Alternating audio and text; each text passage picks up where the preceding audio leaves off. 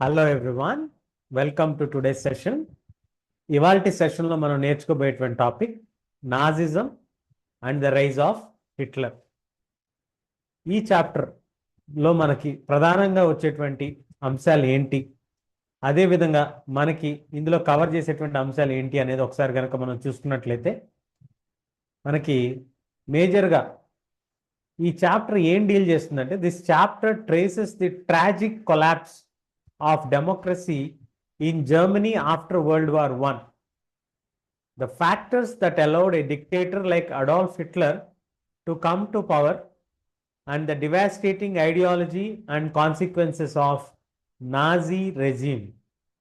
అంటే ఈ చాప్టర్లో మనకి డెమోక్రసీ అనేది ఎలా పతనమైంది, వరల్డ్ వార్ 1 తర్వాత జర్మనీ అనేటువంటి దేశంలో డెమోక్రసీ పతనానికి కారణమైనటువంటి అంశాలు ఏంటి, అలాగే అడాల్ఫ్ హిట్లర్ అనేటువంటి నాయకుడు ఎదగటానికి సహకరించినటువంటి పరిణామాలు ఏమిటి, అలాగే ఈ అడాల్ఫ్ హిట్లర్ అధికారంలోకి వచ్చిన తర్వాత తన యొక్క ఆలోచన ధోరణి వలన జరిగినటువంటి పరిణామ క్రమాన్ని మనం అర్థం చేసుకునేటువంటి ప్రయత్నాన్ని మనం చేస్తూ ఉంటాం ఈ యొక్క చాప్టర్ ద్వారా.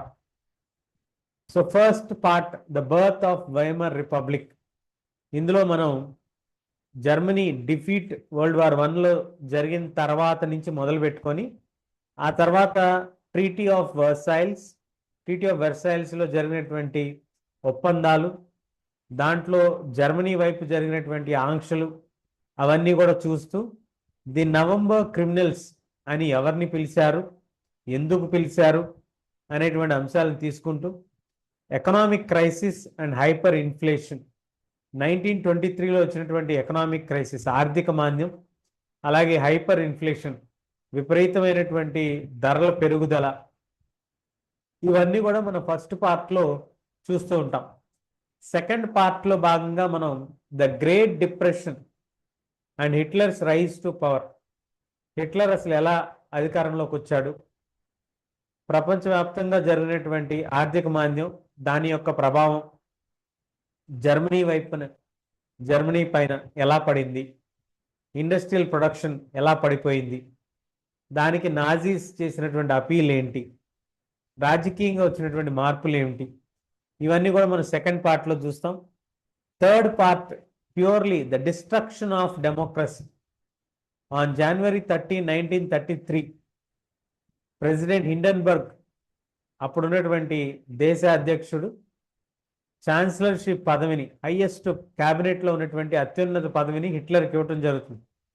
సో ఆ తర్వాత వచ్చినటువంటి ఫైర్ డిక్రీ, ఎనేబులింగ్ యాక్ట్స్, ఇలాంటి చట్టాల గురించి మనం తెలుసుకుంటాం. దాంతో హిట్లర్ అధికారంలో చేపట్టిన తర్వాత నాజీ వరల్డ్ వ్యూ, నాజీలు ప్రపంచాన్ని ఏ విధంగా చూశారు అనేటువంటి ఒక దృష్టికోణాన్ని చూసే ప్రయత్నం చేస్తాం.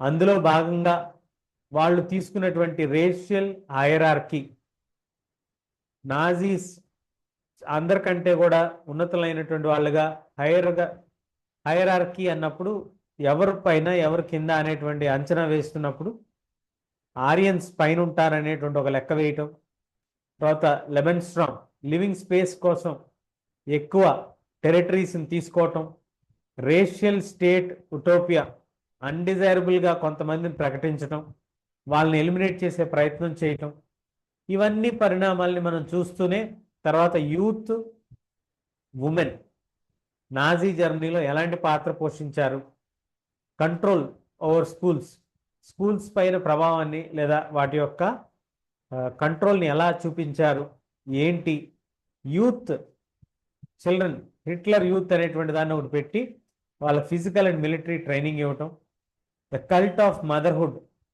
ఆడవాళ్ళ తల్లులుగా వాళ్ళకి బాధ్యతలను ఇచ్చినటువంటి సందర్భంలో వాళ్ళని ఎలా ఎంకరేజ్ చేశారు, వాళ్ళకి ఎలాంటి గుర్తింపులు ఇచ్చారు ఏంటి అనేది మనం చూస్తాం. లాస్ట్లో మనం చూడబోయే the art of propaganda. They never use the words like kill or murder in their official communication. వాళ్ళు ఎప్పుడు కూడా మేము చంపామను, హత్య గావించామను పదాలు ఎప్పుడు వాడలేదు.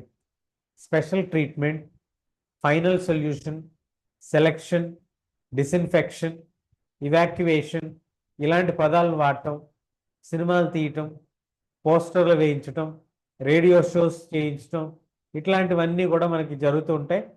సో ఇందులో మనం చూసేటువంటిది ఏంటంటే World War I, ఆ తదనంతరం జరిగినటువంటి పరిణామాలు, ఆ తర్వాత 1919లో జరిగినటువంటి Weimar Republic and signing of the Treaty of Versailles, 1929లో వాల్ స్ట్రీట్ క్రాష్, 1933లో Hitler becoming chancellor, enabling acts pass చేయటం, 1939లో జర్మనీ ఇన్వేడ్స్ పోలాండ్, దాంతో World War II స్టార్ట్ అవుతుంది. 1945లో Germany surrenders, Hitler commits suicide, Nuremberg trials punish Nazi war criminals. So ఇది మనం క్లుప్తంగా చర్చించుకోబోయేటువంటి అంశాలు ఈ యొక్క చాప్టర్లో భాగంగా. సో ఇది చాలా విభిన్నమైనటువంటి కోణాలని మన వైపుకి తెలియజేస్తుంది. దీనివలన మనకి ఆ సమయంలో జర్మనీలో ఉన్నటువంటి పరిణామాలు, పరిస్థితులు ఇవన్నీ కూడా మనకి తెలిసేటువంటి అవకాశం ఉంటుంది అనేది మనం ఇక్కడ క్లియర్గా గమనించుకోవచ్చు. So Nazism and the rise of Hitler beginning ఎట్లా జరుగుతుంది అంటే in the springs of 1945, 1945 spring కాలం అంటే అక్కడ స్ప్రింగ్ సీజన్లో ఒక 11-year-old boy, German boy called Helmuth అనేటువంటి బాయ్ తన మంచం పైన పడుకున్నాడు. కేవలం 11 ఏళ్ళు అంటే మనకి ఇప్పుడు 5, 6వ తరగతి చదువుతున్నటువంటి బాలుడిగా మనం చెప్పుకోవచ్చు. He overheard his parents discussing something in serious tones. చాలా రహస్యంగా, చాలా సీరియస్గా మాట్లాడుకుంటున్నారు తల్లిదండ్రులు. ఏమిటది అని వినే ప్రయత్నం చేశాడు హెల్మత్ అనేటువంటి బాలుడు. వాళ్ళ నాన్నగారు ఒక ప్రామినెంట్ ఫిజిషియన్, వైఫ్తో చెప్తున్నాడు. ఏమని అంటే time has come to kill the entire family. మనల్ని మనం చంపుకోవాల్సినటువంటి పరిస్థితి ఏర్పడింది, మనల్ని మనం ఆత్మహత్యలు చేసుకోవాల్సిన పరిస్థితి వచ్చింది. ఎందుకంటే మన పైన రివెంజ్ తీసుకునేటువంటి అవకాశం ఉంది. Allies will do to us what we did with the crippled and the Jews. బలహీనుల్ని, యూదుల పట్ల మనం ఎట్లా ప్రవర్తించామో అదే విధంగా మన పట్ల కూడా వాళ్ళు ప్రవర్తించేటువంటి అవకాశం ఉంటుంది, కాబట్టి మనం చేయాలి అని అన్నారు. Next day Helmuth to the woods where they spend their last happy time together singing old children songs. ఒక పిక్నిక్ లాగా వెళ్ళారు వాళ్ళు, అక్కడికి వెళ్ళి వాళ్ళు ఆనందంగా గడిపారు. లేటర్ హెల్మత్స్ ఫాదర్ ఇంటికి వచ్చిన తర్వాత తను కాల్చుకొని చనిపోవటం మనం గమనించవచ్చు. Helmuth remembers father's bloody uniform being burnt in the family fireplace. తన తండ్రి రక్తం పడి ఉన్నటువంటి చొక్కా నిండా రక్తం ఉన్నది, అలాంటి దుస్తుల్ని, ఆ యూనిఫామ్ని అక్కడ వాళ్ళు ఫ్యామిలీ ఫైర్ ప్లేస్లో కాల్చడాన్ని గమనించినటువంటి హెల్మత్ చాలా భయపడిపోయాడు. Where he overheard what has happened, then he reacted by refusing to eat at home for following 9 years. ఏంటి తర్వాత చూసిన తర్వాత భయంతో తన ఇంట్లో అన్నం తినడానికి కూడా తను భయపడేవాడు. దాదాపుగా 9 సంవత్సరాల పాటు తనకు ఆ భయం అలా ఉండిపోయింది. ఎందుకని అంటే he was afraid that his mother might poison him. వాళ్ళ అమ్మగారు పాయిజన్ పెట్టి చంపేస్తారేమో అనేటువంటి భయం హెల్మత్లో అలా ఉండిపోయింది. Although Helmut may not have realized all that is meant, his father has been Nazi and a supporter of Adolf Hitler. ఇదంతా కూడా ఎందుకు జరుగుతుంది అనేటువంటి ఒక ఆలోచన కానీ ఒక అవగాహన కానీ హెల్మత్కి వచ్చేటువంటి అవకాశం లేదు. కానీ మనకు అర్థమవుతుంది, హెల్మత్ తండ్రి హిట్లర్ సంబంధించినటువంటి సేనలో ఉండేవాడు. ఆయన probably know Hitler's determination to make Germany a mighty superpower, ambition of conquering all Europe అంతటినీ కూడా శాసించే స్థాయికి ఎదగాలి అనేటువంటి దాని ప్రయత్నంలో భాగంగానే ఈ జ్యూస్ని చంపేయటం. But Nazis was not 1-2 acts, ఏదో ఒకటో రెండో యాక్షన్ కలిపి మనం నాజీయిజం అనం. It is a system, a structure of ideas about the world and politics. రాజకీయాలు, అలాగే కొన్ని చర్యలు, కొన్ని యాక్షన్స్, ఇలా అన్ని కలగలిపి నాజీ అనేటువంటి పార్టీ తీసుకున్నటువంటి ఆలోచన విధానాన్నే మనం నాజీయిజంగా పిలవటం జరుగుతుంది. Let us try to understand what Nazism was all about, and let us see why Helmut father killed himself and what the basis of his fear was. అసలు హెల్మత్ తండ్రి ఎందుకు చనిపోవాలనుకున్నాడు, అలా చంపేస్తారనే భయానికి గల కారణాలు ఏమిటి అనేటువంటి దాన్ని మనం ఇప్పుడు తెలుసుకునేటువంటి ప్రయత్నం చేద్దాం. 1945 మేలో Germany surrendered to allies. Germany తన యొక్క శత్రువులకి లొంగిపోయింది. Anticipating what was coming, Hitler's propaganda minister Goebbels and his entire family committed suicide collectively in his Berlin bunker in April. ఏప్రిల్లోనే హిట్లర్తో పాటు పనిచేసేటువంటి ప్రచారం చేసేటువంటి మినిస్టర్, ప్రాపగాండా చేసేటువంటి మినిస్టర్ గోబెల్స్, ఆయన తన ఎంటైర్ కుటుంబం మొత్తానితో కలిసి ఆత్మహత్య చేసుకోవటం మనం గమనించవచ్చు. తన యొక్క సొంత బంకర్లోనే తను చేసుకున్నాడు. At the end of the war international military tribunal, ఈ వారంతా అయిపోయిన తర్వాత ఇంటర్నేషనల్ మిలిటరీ ట్రిబ్యునల్ అనేటువంటి దాన్ని సెటప్ చేశారు. అది న్యూరెన్బర్గ్లో పెట్టడం జరిగింది to prosecute Nazi war criminals for crimes. Nazis చేసినటువంటి దురాగతాలని తెలుసుకోవటం కోసం పెట్టినటువంటి ఒక ట్రిబ్యునల్, ఒక కమిషన్ అనుకోవచ్చు. Against peace, war crimes, crimes against humanity, ఇదంతా తీసుకొని వీటన్నిటిని కండక్ట్ చేసిన తర్వాత వారికి తగిన శిక్ష విధించాలనేటువంటి ఆలోచనతో ఈ ప్రయత్నాన్ని ప్రారంభించారు. Many crimes were called against humanity, చాలా సీరియస్ క్రైమ్స్ వాళ్ళు చేయటం జరిగింది. Under the shadow of Second World War, రెండో ప్రపంచ యుద్ధం జరుగుతుందన్న నెపంతో Germany had waged genocidal war. Genocidal war అంటే ఏంటి? Killing a large number of people లేదా లార్జ్ సెక్షన్స్ ఆఫ్ పీపుల్. కొన్ని వేల లక్షల మందిని కనుక ఒకేసారి చంపేస్తే దాన్ని జెనోసిడల్ వార్ అంటాం. Mass surrender of selected group of innocent civilians of Europe, ఐరోపాకు సంబంధించిన కొంతమంది అమాయకుల్ని చంపేశాం. అట్లాగే 6 మిలియన్ అంటే దాదాపు 60 లక్షల యూదుల్ని, 2 లక్షల జిప్సీసు, 1 మిలియన్ పోలిష్ సివిలియన్స్, డిసేబుల్డ్, ఇలాగ అనేక మంది రాజకీయ ప్రత్యర్థుల్ని చంపేయటం జరిగింది. Nazi devised an unprecedented meaning of killing people, that is by grasping them in various killing centers like Auschwitz, Nuremberg. So ఇట్లా జ్యూస్తో మొదలు పెడితే జిప్సీసు, పోలిషు,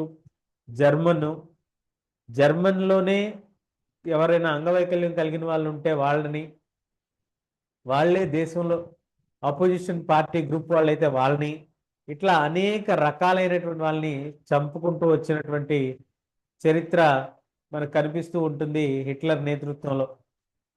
ఇలా చంపుకుంటూ వచ్చి వాళ్ళు కిల్లింగ్ సెంటర్స్ ఏర్పాటు చేశారు. సో ఈ Nuremberg tribunal sentenced 11 leading Nazis to death. అందులో 11 మంది లీడింగ్ నాజీస్ టు డెత్కి వాళ్ళకి శిక్ష విధించడం జరిగింది.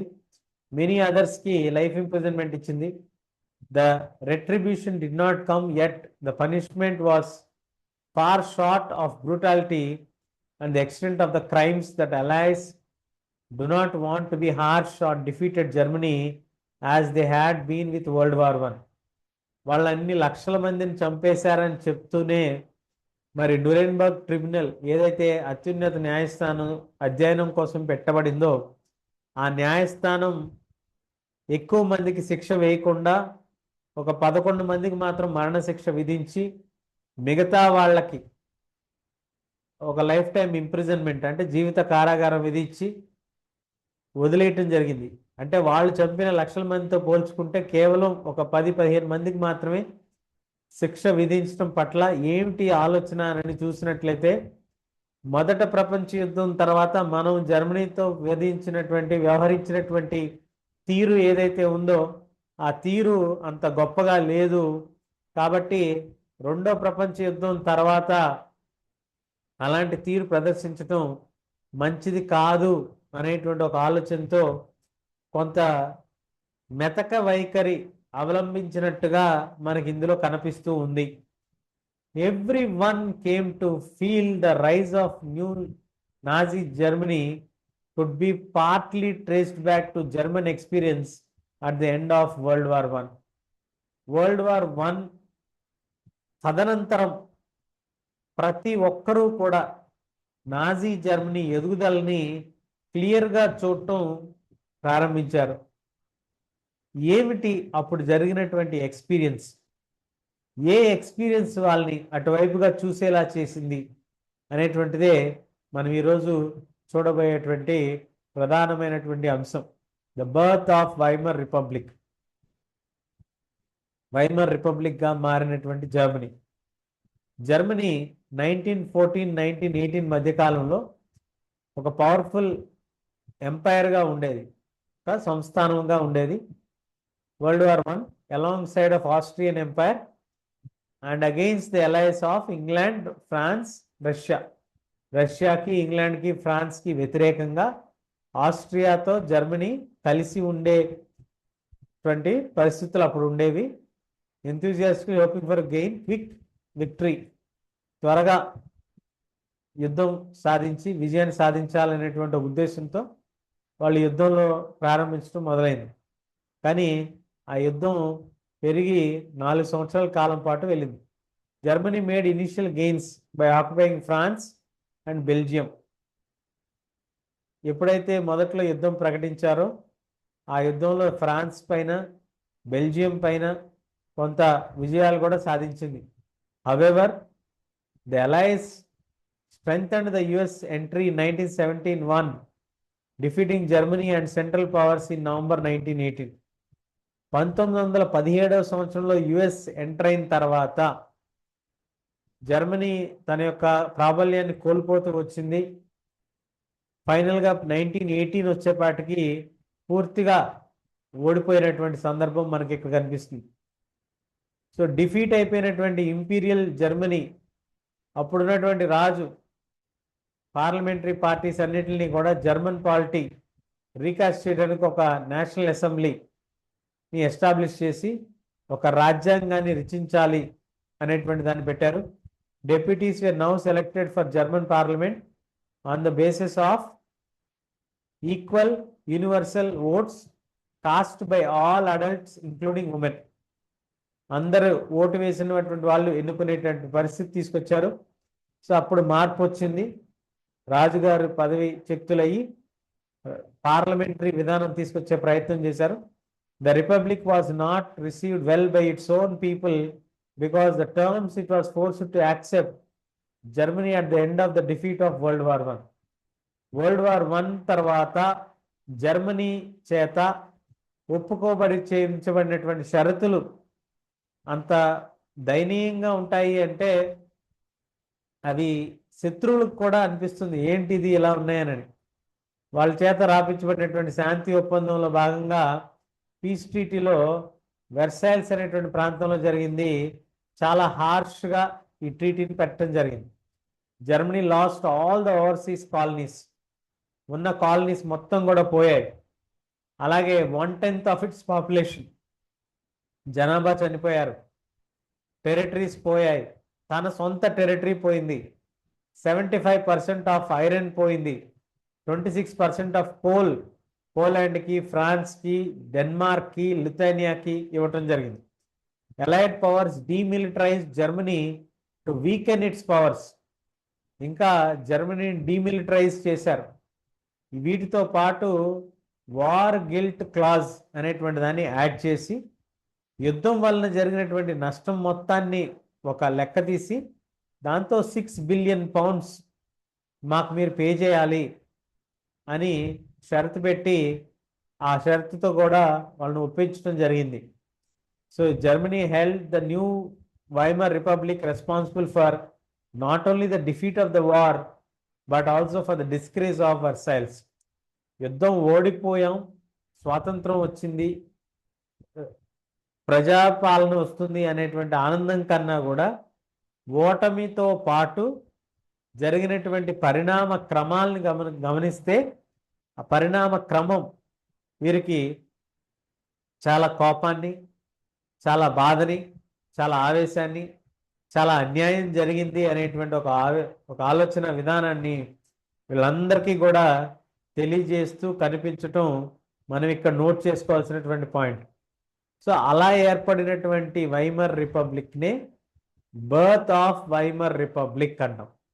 మొదట ప్రపంచ యుద్ధం ముగిసిన తర్వాత ఓటమి కారణంగా రాజుగారు తన యొక్క పదవి వదులుకొని పార్లమెంటరీ విధానంలో ప్రజల చేత ఎన్నుకోబడినటువంటి రాజకీయ పార్టీలు, ఆ యొక్క పార్టీల ద్వారా ఏర్పడినటువంటి వైమర్ రిపబ్లిక్ అనేటువంటి దాని ద్వారా జర్మనీలో ఒక డెమోక్రటిక్ సెటప్ అనేటువంటిది ఏర్పాడవటానికి కారణం అయ్యింది.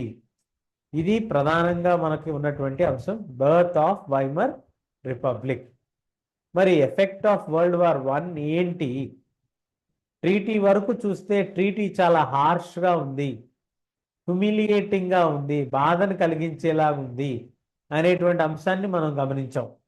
మరి అదే విధంగా మనం తీసుకున్నట్లయితే మరి ఈ ట్రీటీ ఆఫ్ వెర్సైల్స్కి ఇంత రాయటానికి మరి అప్పుడున్నటువంటి డెమోక్రటిక్ గవర్నమెంట్ అనే చెప్పుకుంటున్నాం కదా, ఆ టైంలో వచ్చినటువంటి ప్రభావాలు ఏంటి, జరిగినటువంటి పరిణామాలు ఏంటి, ఇవన్నీ కూడా మనం నెక్స్ట్ సెక్షన్లో చూద్దాం. ఇప్పటి వరకు మన ఛానల్ని ఎవరైనా సబ్స్క్రైబ్ చేసుకొని వాళ్ళు ఉన్నట్లయితే దయచేసి సబ్స్క్రైబ్ చేసుకోవాల్సిందిగా మనవి. మన తెలుగు పిల్లలందరికీ యూజ్ అవుతుంది అనేటువంటి ఒక ఉద్దేశంతో ఈ ప్రయత్నాన్ని చేస్తున్నాం. కాబట్టి దీని అందరూ సపోర్ట్ చేస్తారని మనస్ఫూర్తిగా కోరుకుంటున్నాం. Thank you very much. Happy learning. Will see you all soon.